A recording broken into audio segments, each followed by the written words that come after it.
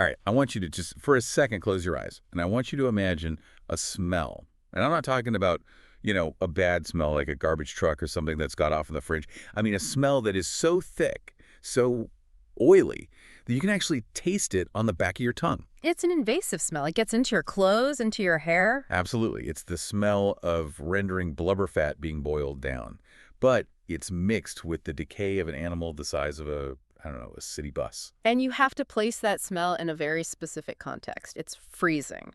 It's April in Newfoundland. And in the timeline of this book, Michael Crummey's Galore, and frankly in the real history of that place, April is the cruelest month. It's the hungry month. That's it. It's the hungry month. All your winter stores are gone. The root cellar is just, dirt and maybe a few sprouted potatoes. Yeah. And the summer fish, the cod, they haven't arrived yet. You are at the absolute bottom of the barrel. So you have this entire community, this little settlement called Paradise Deep, and they are all standing on this gray, freezing beach, and everyone is just hollowed out by hunger. And there, lying in the surf, is this massive humpback whale.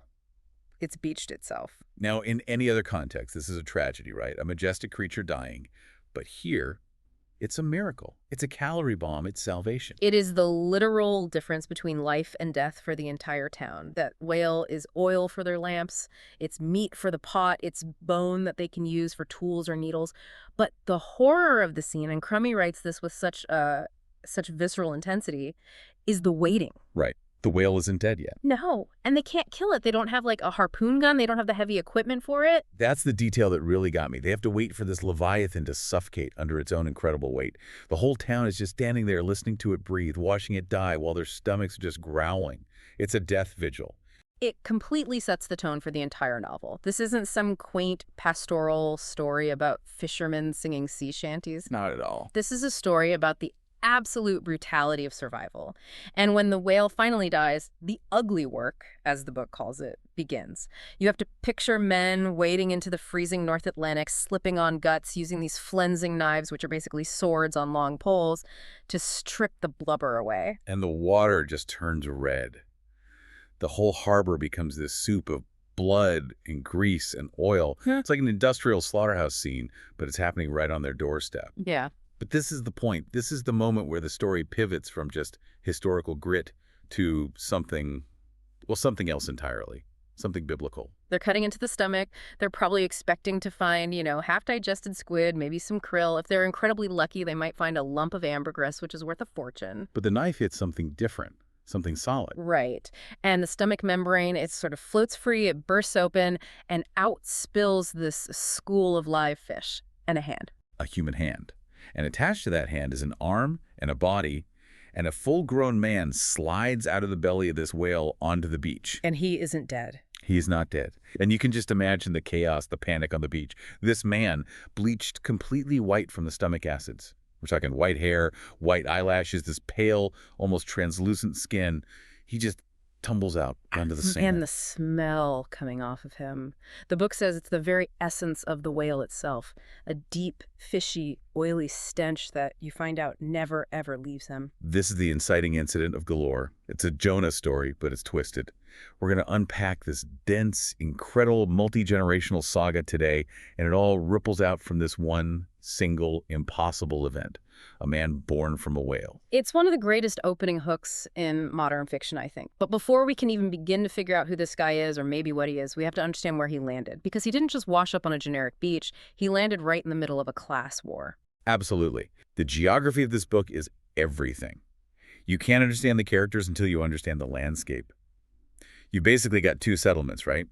Paradise Deep and the Gut. And they're separated by a geographical feature called the Tolt, which is this high, windy, exposed hill that sits between them, a physical and a metaphorical barrier. So let's break down Paradise Deep first. Yeah. This is the respectable side of town. You could call it that. Paradise Deep is English. It's Protestant. It's where the merchants and the people with, aspirations live.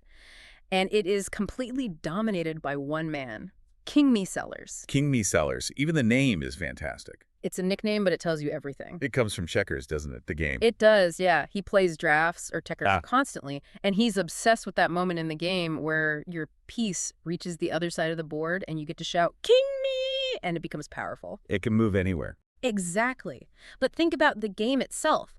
Checkers is a game of jumping over your opponent to remove them from the board. It's a blunt, brutal instrument of strategy. And that is exactly how he runs the town. You mentioned he represents a specific historical system. We should probably unpack that because otherwise he just seems like a random, powerful jerk. Yeah. But it's more systemic than that. Oh, it's entirely systemic. He operates what was known as the truck system or the credit system. And in Newfoundland history, this defined life for centuries. The merchant, in this case King Sellers, he owns the only store. He brings in all the supplies from the outside world. The flour, the molasses, the tea, the fishing gear, everything. Everything you need to survive and to work. But the fishermen, they don't have cash. There's very little currency circulating. So he gives it to them on credit. Precisely. He writes it down in his big ledger. Callum Devine owes me this much for salt pork and flour. Then, at the end of the fishing season, the fishermen bring him their entire catch of salt cod. And he sets the price. He decides the grade of the fish, which is subjective, and he decides the price he'll pay for it. And what a surprise, the value of their fish is almost always just enough to cover their debt. Or, more often, a little bit less. So they never get ahead. They never see actual money. They're just, tread water for their entire lives. They are indentured servants in all but name. He owns their labor, he owns their food, he owns their future. If you dare to try and sell your fish to a rival trader, he cuts off your credit at the store and your family starves to death in the winter. That's the power he wields. And his ambition is to build a proper English town, right? He wants a church with a steeple and clean roads. But he's building his respectable little paradise on the backs of people he keeps in perpetual grinding poverty. And then on the other side of the tracks, or I guess the other side of the tolt, you have the gut. The gut is the shadow self of Paradise Deep. It's where the Bushborns live. It's mostly Irish, it's Catholic, and it's poor. It's smoky and muddy and chaotic. If Paradise Deep is the written ledger, the gut is the oral tradition. It's a place of folklore, superstition, and deep practical knowledge that has nothing to do with money. And the unofficial ruler of the gut is the Devine family. Specifically, a woman they just call Devine's widow. She is the perfect counterweight to King Sellers. He has the money and the law. She has the knowledge of the body and the earth. She's the midwife. She brings you into the world. She's the healer who sets your broken bones and makes poultices for your fevers. And she's the one who washes your body and lays you out when you die. She presides over the beginning and the end.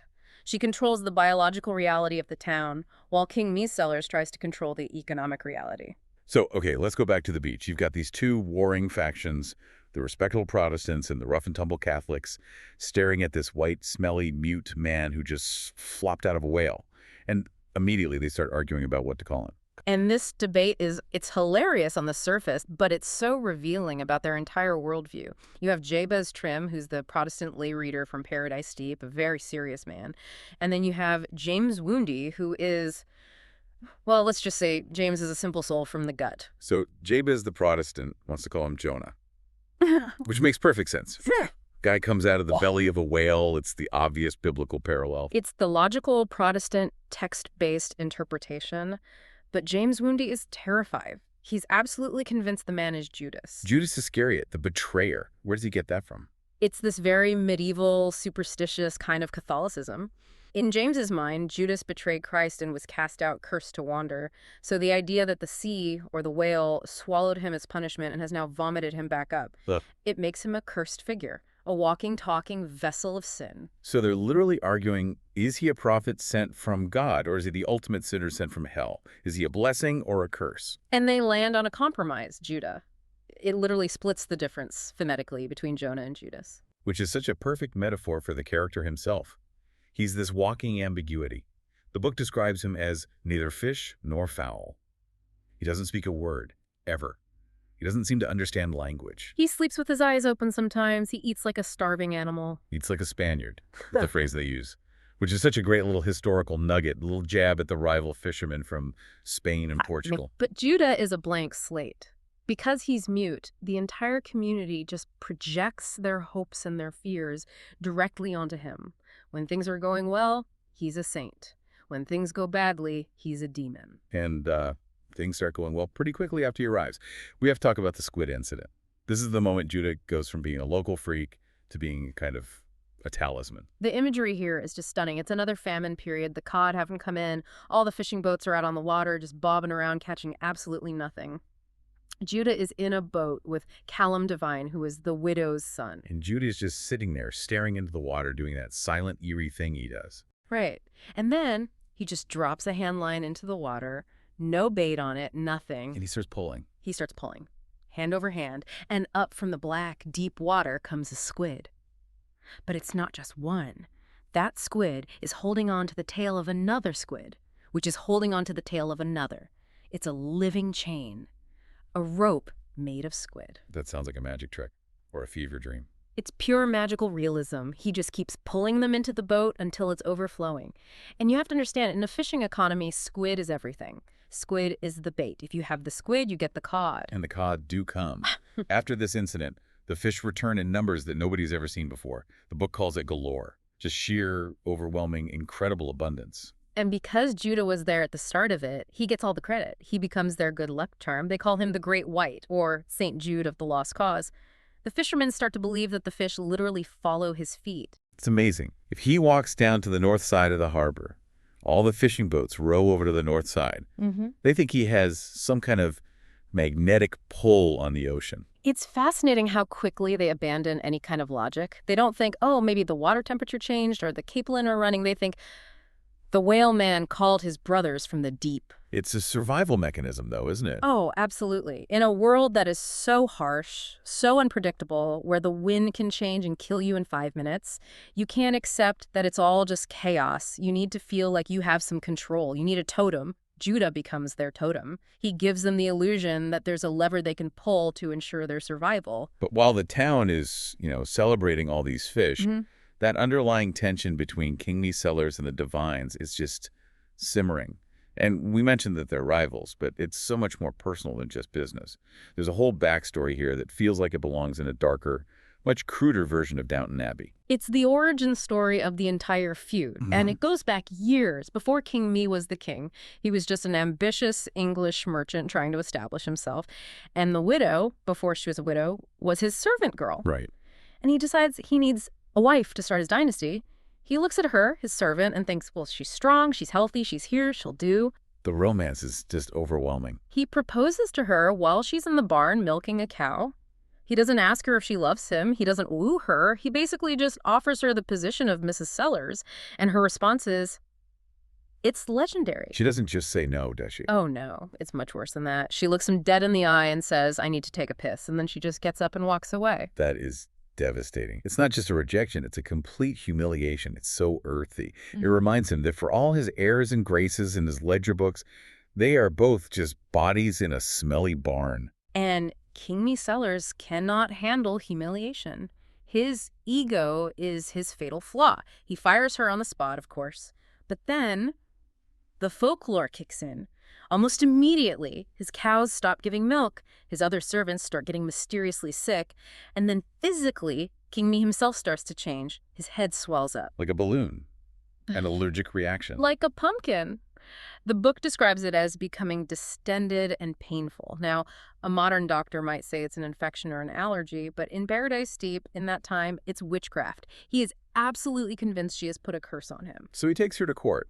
And this trial scene is where Crummey really shows the absurdity of trying to impose formal English law on this deep-rooted Newfoundland superstition. It's a complete farce. King Me is the presiding magistrate, essentially. He's the judge in his own case. He drags in a witness, a young boy, to testify that he saw the widow casting spells over the fish flakes where the cod is dried. But the boy is terrified. He's more afraid of the widow's power than he is of the merchant's. And under questioning, he just cracks and admits he didn't really see anything. He made it up. And the widow's defense is the absolute mic drop moment of the whole trial. It is. She's asked directly if she used her magic to cause his head to swell. And she looks at him, this powerful man, and says basically, if your head is swollen, it's not because of my magic, it's because of your own nature. Wow. She's diagnosing him with terminal arrogance. To his face. In a court of law. And they have to let her go because there's no evidence. But the line is drawn in the sand. From that moment on, it is all-out war. King Me Sellers versus the Devine family, Montague and Capulet, Newfoundland style. Which brings us, inevitably, to the star-crossed lovers. Because, of course, King Me's only daughter, Lizzie, falls desperately in love with the widow's son, Callum. It's the classic trope, but Galore just makes it so weird. Lizzie isn't your typical blushing romantic heroine. She has a condition. She does spells? Yeah, these spells. Today, we might diagnose it as a form of narcolepsy or catalepsy. When she gets overwhelmed or stressed or frightened, she just drops. She falls into this death-like sleep that can last for hours or even days. The community has a name for it, right? They call it being hag-ridden. They do.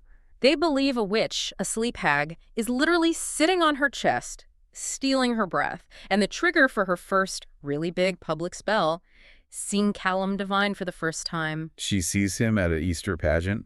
He's playing a Roman centurion or something, and she just locks eyes with him across the room, and boom, she hits the floor. It's love at first sight as a medical emergency. And King Me's reaction to this condition is just horrific. He wants to cure her, but his cures are basically medieval torture devices. It gets into body horror, really. It does. He consults all these old folk remedies. There's a part where he tries boiling bottles of her urine to burst the witch's bladder, which is a real piece of European folklore, by the way. But then he gets mechanical. He forces her to wear a thing called a board of nails around her neck. A collar made of nails. Yes, a wooden collar with nails pointing inward at her chin.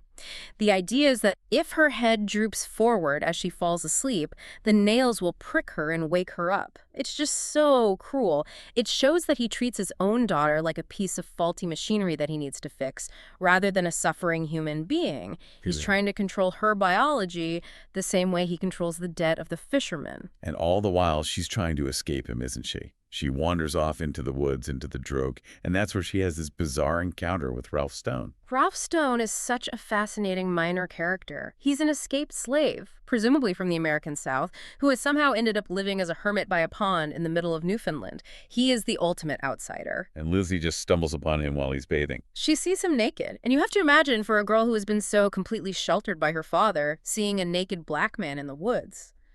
It's a shock to her system that is almost nuclear. So she goes into a spell immediately. Instantly. And Ralph, being a decent human being, can't just leave her there.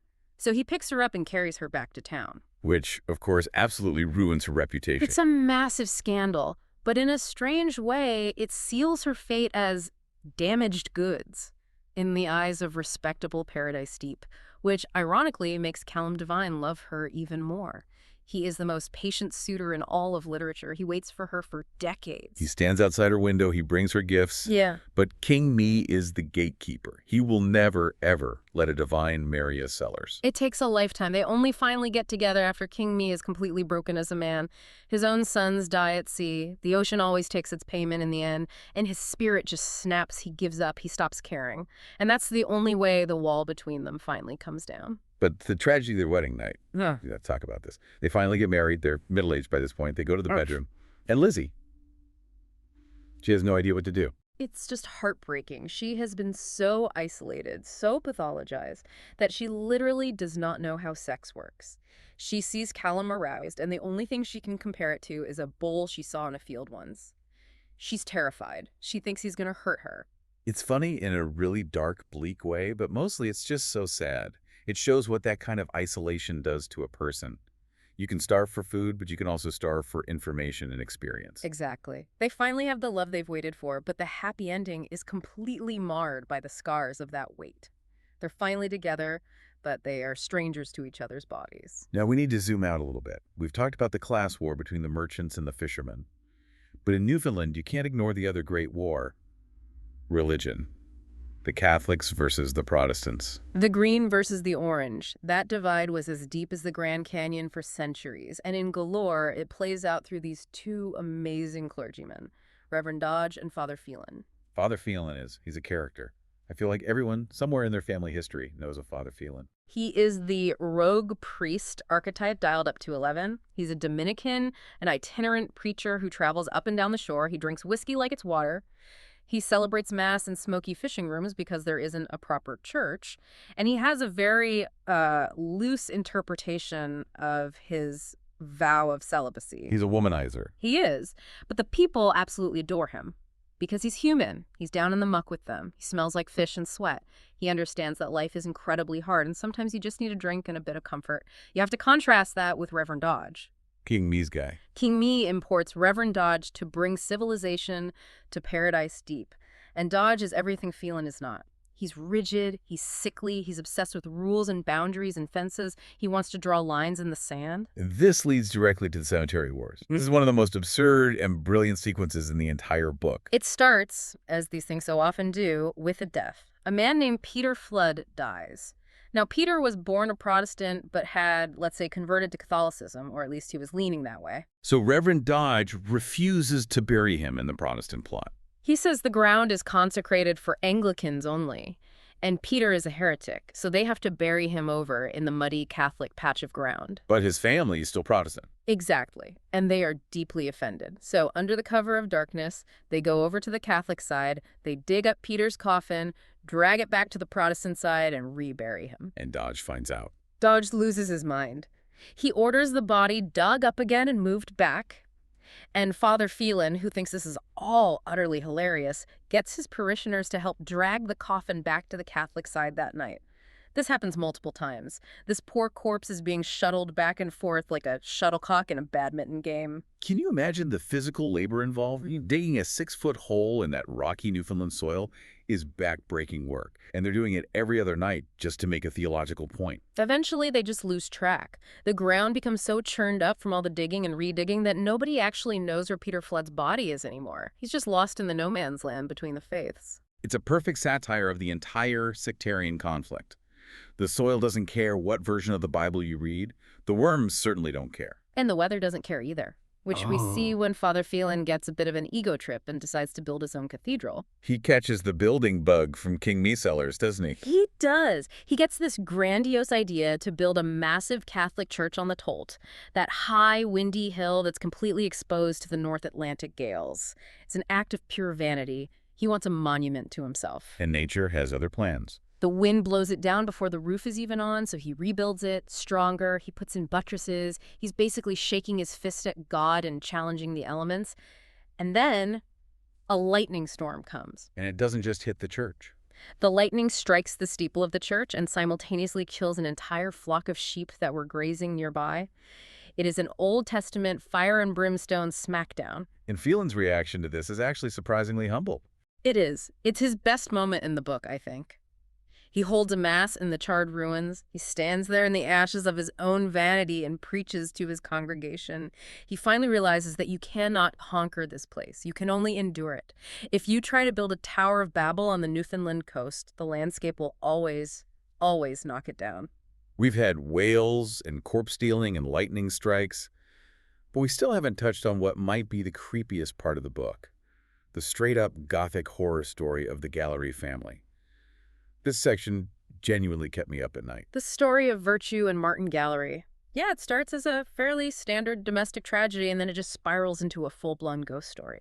Martin Galore is a fisherman, and he's married to Virtue, who used to be King Me's housekeeper. And they're happy at first? They are, but they can't have children. And in a small, isolated community like that, the pressure, the gossip, it just builds and builds. And it rots Martin from the inside out. It does. He becomes paranoid. He starts drinking heavily, and he convinces himself that the reason they can't conceive is because his wife is cheating on him. Specifically, he decides she must be sleeping with Father Phelan because, well, Phelan has that reputation. Even though it's not true at this point. It's not true, but jealousy doesn't need truth to grow. Martin just snaps. He murders a neighbor, an innocent man named Elias Fennessy, who he thinks is acting as a go-between for them. And then he goes home and he cuts Virtue's throat. And leaves her for dead. He thinks she's dead. He then walks down to the wharf and calmly drowns himself under the pilings. A classic murder-suicide. Except Virtue survives. She's scarred for life. She has this rasping, damaged voice for the rest of her days, but she lives. But Martin doesn't exactly stay dead. Or at least he doesn't stay away. This is where the novel takes a hard turn into the supernatural. Martin's ghost comes back. But he's not some wispy, ethereal sheet. He is a violent physical presence. He literally crashes through the ceiling of a neighbor's house where Virtue is recovering. He's a poltergeist, throwing things, making noise. So Virtue does something incredibly brave, or maybe incredibly crazy. She decides to move back into the house where he tried to kill her, the house in the Droke. She's going to confront him. And Father Phelan moves in with her. Now, the town immediately thinks, aha, we knew it. They are sleeping together. And for once, the gossips are actually right. But the reason they're sleeping together is it's complicated. It's not for romance? No, they are doing it as an exorcism. Okay, you have to explain that. They're using sex to fight a ghost. Think about it. What was the one thing Martin feared most in the world? What drove him to murder and suicide? His jealousy. The thought of her being with another man. Exactly. So Father Phelan and Virtue decide to weaponize that jealousy against his ghost. Yeah. They engage in loud, performative, joyful sex all over the house. They make noise, they embrace life and pleasure and warmth right in the face of this cold, dead, hateful spirit. They are literally bullying the ghost. They are. It is psychological warfare against the undead, and it works. The ghost of Martin Galore is reduced from a terrifying poltergeist to this pathetic, soot-covered, weeping voyeur who just sits in the corner by the fireplace, shivering, watching them. He becomes powerless. That is such a brilliant subversion of the classic ghost story. Usually, the ghost haunts the living. Here, the living are actively haunting the ghost. It's this incredible assertion of vitality. They are basically saying, we are alive, we are warm, we have blood in our veins, you are cold and dead, and you don't matter anymore. It's brutal in its own way, but is how Virtue reclaims her life and her home from her abuser. She turns him into a piece of furniture. A piece of furniture. That's a chilling way to put it. But yeah, effective. And the ghost just becomes another part of the local folklore. The kids in town dare each other to peek in the window of the house in the Droke, but for Virtue, he's just there. A sad little reminder of what she overcame. So we've got all these threads. The whale man, the class feud, the religious wars, the ghost. As the book moves into its second half, we start to see the next generation trying to navigate this incredibly tangled legacy. And we get Mary Tryphena, who is Lizzie and Callum's daughter. Mary Tryphena is the synthesis of the two families. She has the divine grit and earthiness, but she's also technically a Sellers, and her life gets tangled up with Judah, the man from the whale. Judah is still around all these years later. Judah ages very, very slowly. He's just this constant, silent presence on the shore. But there's an incident involving a soldier's tricorn hat. A British soldier is visiting, there's a misunderstanding at a garden party, and Judah, being the mute, strange outsider, is blamed for inciting a dog to attack the soldier, and the soldier dies. And they're going to hang Judah for it? Or deport him to a prison colony. So Mary Tryphena steps in. To save him from the gallows, she marries him. Oh, the wedding. But this one is, what, in a prison cell? It's in a fishing room where he's being held in chains. It's a rescue mission, not a romance. She marries him to give him legal status, to root him to the shore and protect him. And from this very strange union, we get a child, a boy named Patrick. And Patrick, is he, normal? Well, Patrick is born with pale skin and a shock of white hair. And the book notes that whenever he gets upset or frightened, he smells faintly of raw fish. The DNA of the whale has officially entered the human bloodstream of the town. That is the crucial point. The miracle of Judah wasn't just a one-off event. It has been metabolized by the community. It is now literally in their children. You can no longer separate the people from the myth. They are one and the same. And then, on the other side of the family, we have Absalom Sellers, King Me's grandson. Absalom is the tragic intellectual figure. He has a stutter. He lives in the big merchant's house with the library. In this town of rough fishermen and oral storytellers, he reads books. And he is desperately, secretly in love with his cousin, Mary Tryphena. But they can't be together. It's another doomed love story. It's an echo of Lizzie and Callum. The class divide, the complicated family history, her bizarre marriage to Judah, it all keeps them apart. He sends her anonymous gifts, perfectly ripe apples, pieces of sea glass, but they are ships passing in the night. But the world is starting to change, isn't it? The book ends with the arrival of a new character, a woman named Anne Hope. Anne Hope. The name tells you everything you need to know. She comes from England. She's a nurse and a school teacher, and she is described as being homely but intelligent. She isn't a magical figure. She doesn't cast spells or see ghosts. No, she brings school. She brings formal, standardized education. And a school changes everything. A school is the enemy of folklore. Once you start teaching children science and geography and standard English from textbooks, the old tongue, the old dialect starts to fade. The belief in witches and hag writing begins to fade. The ghosts retreat further into the woodwork. And Hope represents the arrival of the 20th century. The wild, mythic, violent era of Galore is coming to an end. It feels bittersweet. You gain modern medicine and literacy, but you lose the magic. You lose the possibility of a man pulling an endless chain of squid out of the ocean with his bare hands. That is the fundamental trade-off of progress, I think. So, okay, let's try to bring this all together. Galore is a massive book. It's dense, it's complicated. Why does it matter to us, sitting here in our modern, comfortable lives? What's the takeaway? I think it matters because it's a masterclass in how human beings create their own reality. I mean, let's be honest, Paradise Deep is an objectively terrible place to live. You starve, you freeze, you get sick, you die young. But the people there survive by turning their suffering into stories. Right. The whale isn't just a whale. It's a biblical sign. The feud between two families isn't just a business dispute. It's a battle of good and evil, of wizards and witches. Exactly. And we all do this on a smaller scale. Think about your own family. Every family has that one story about how an uncle lost his finger or how your grandma met your grandpa. And every single time that story is told, it gets a little bigger, a little more mythic. We tell those stories to define who we are. We are the people who survived this. We are the people this funny thing happened to. So Galore is essentially a case study in large-scale communal myth-making. It's showing us that history isn't just what happened. History is what we say happened. It's the story we tell ourselves about the past. And in the end, for this community, the story is more powerful and more necessary than the objective truth. Judah might have just been a shipwrecked sailor with amnesia, but the town needed him to be a man from a whale, so that's what he became. That's a really powerful thought. The truth is, it's malleable. It's secondary to the story.